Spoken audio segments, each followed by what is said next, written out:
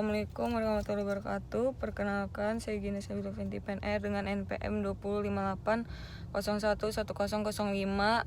Saya akan menjelaskan tentang jaras pendengaran.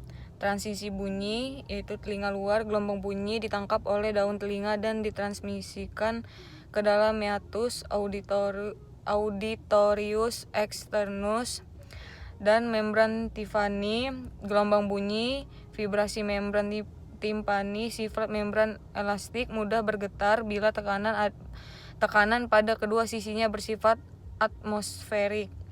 Ujung vari tuba Eustachius terbuka saat menelan, bersin dan menguap.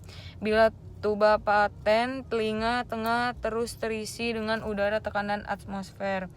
Membran timpani tidak akan bergetar dengan baik bila tuba tersumbat dan tekanan kedua sisi tidak sama. Amplitude getaran membran proporsional dengan intensitas bunyi. Membran sangat teredam, yaitu berhenti bergetar segera setelah berbunyi berhenti. Osikel, getaran membran timpani ditangkap oleh Malleus yang akan melekat pada permukaan dalamnya dan ditransmisikan melalui incus ke steps. Bagian kaki steps mentransmisikan vibrasi melalui venestrum oval yang akan melekat padanya.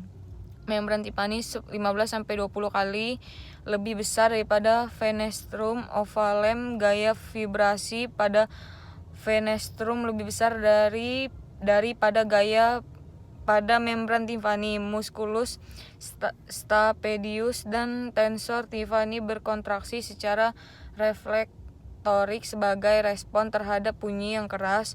Berkontraksi menarik osikel membuat sistem osikular lebih kaku dan melindungi telinga dalam.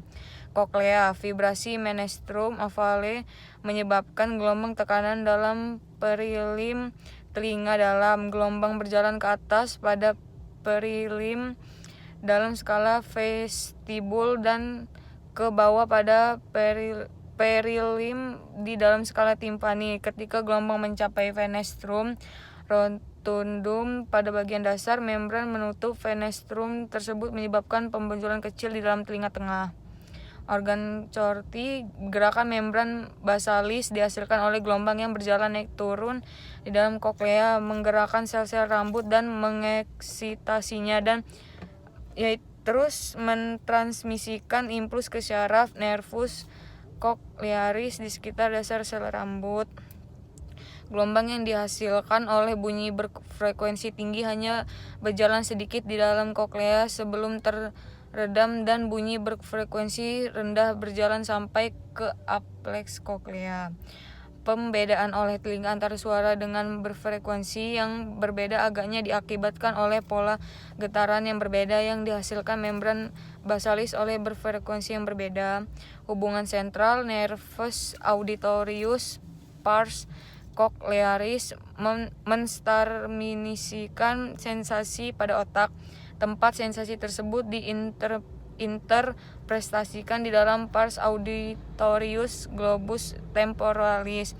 Setiap telinga memiliki hubungan dengan kedua globus temporalis dan terutama dengan sisi yang berlawanan. Fisiologi pendengaran. Bunyi ditangkap daun telinga, membran timpani, tulang pendengaran, fenestra oval menggerakkan perilim pada skala vestibuli melalui membran Reisner, mendorong endolim, menimbulkan gerak relatif membran basilaris dan membran tecroria defleksi.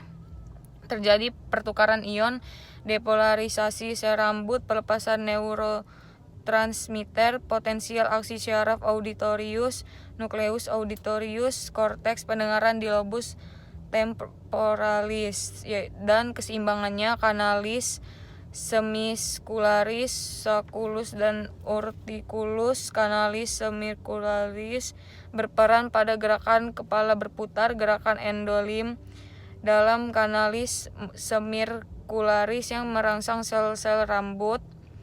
Otot sacculus dan urticulus bergerak oleh perubahan posisi kepala. Rangsangan ditransmisikan sepanjang serat syaraf nervus cranialis ke-8 auditorius